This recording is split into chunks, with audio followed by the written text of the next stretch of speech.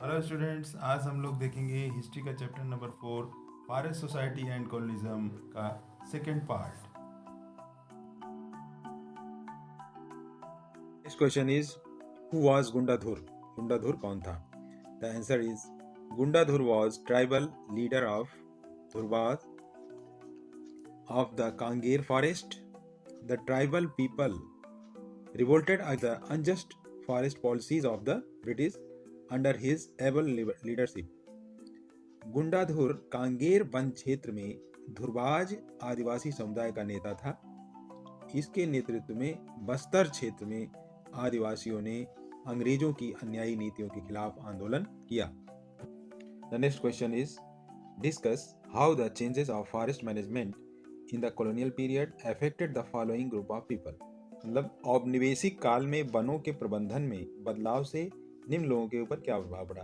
First one is shifting cultivators, second effects on nomadic and pastoralist communities, third one is firms dealing in timber forest produce. Discuss one by one.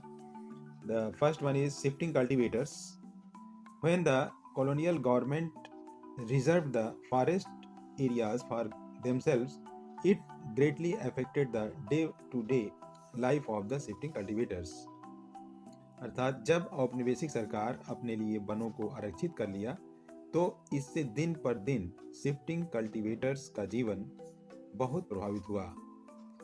Second one is, for centuries these cultivators used to cut certain parts of the forest in rotation, burn the trees and sow seeds in the ashes after the first monsoon rains. मतलब सदियों से shifting cultivators one के एक हिस्से को काटते थे, उनको जलाकर पहला मानसून आने के बाद राख में बीज फैला देते थे। Third one is, British government reserved these forests for themselves. Their centuries-old profession of shifting agriculture was stopped once for all.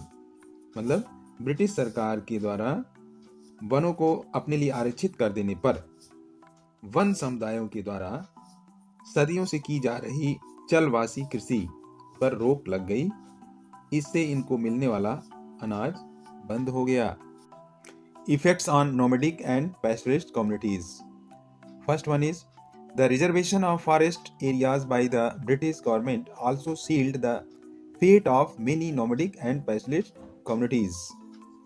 British सरकार द्वारा वनों को आरक्षित कर देने पर घुमंतु और चरवाहा समुदायों का भाग्य बाधित हो गया। Second is, they could not graze their cattle in the forest area, nor could they collect fruits and roots to eat, wood to construct their houses, make their agricultural implements. वे अपने जानवरों को जंगल में न तो चरा सकते थे और न तो जंगलों से कंद मूल फल खाने के लिए, घरों को बनाने के लिए तथा खेती में प्रयोग में आने वाले यंत्रों के लिए लकड़ी ही ले सकते थे। Third is, they could not collect herbs to use as medicines. वे जंगलों से दवाइयों में प्रयोग होने वाली वनस्पतियां भी नहीं ले सकते थे। Third is, firms dealing in timber forest produce. मतलब कि ऐसे जो संस्थाएं थी, फर्म्स थी जो कि टिम्बर और फॉरेस्ट प्रोड्यूस का उपयोग करती थी, उनके ऊपर क्या प्रभाव पड़ा। The first is, the new reservation policy of the British ruined the prospects of several firms trading in timber and forest produce.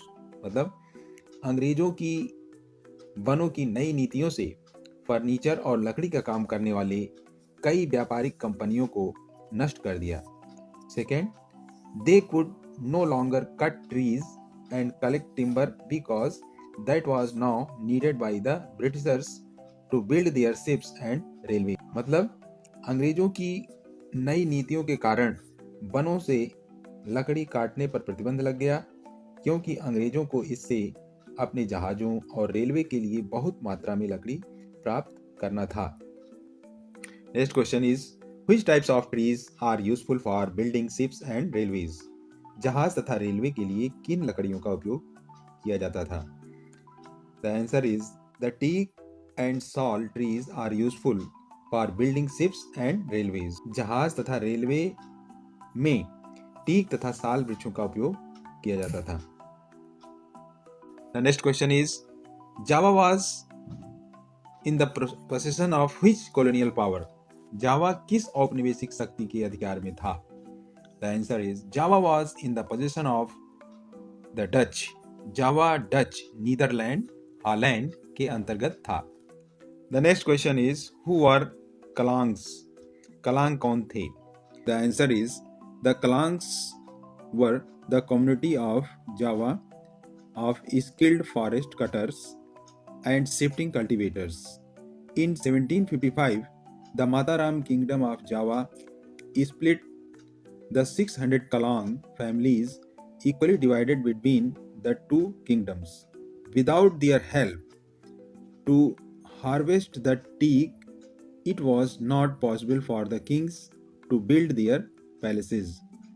अर्थात कलांग जावा के कुशल लकड़हारे तथा स्थानांतरित कृषि करने वाला समुदाय था।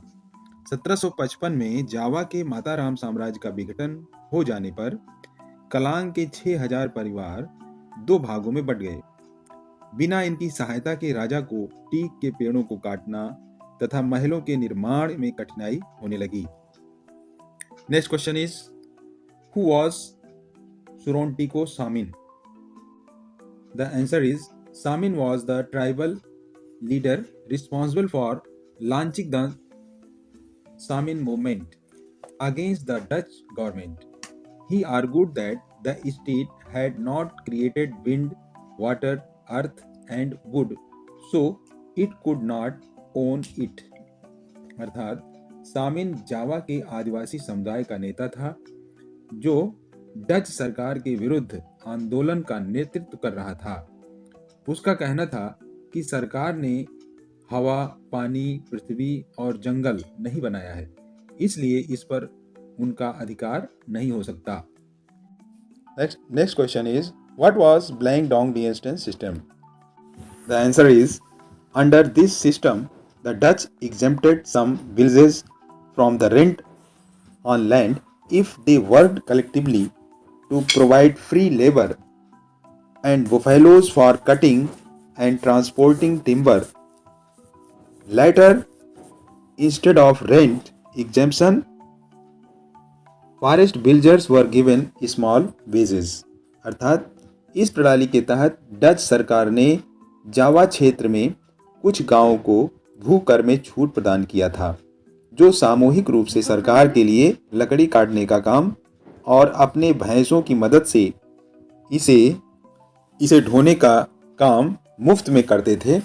बाद में ऐसे गांव को लोगों को भूकर के बजाय उन्हें कुछ वेतन दिया जाने लगा।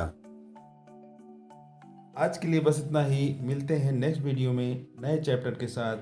Thank you.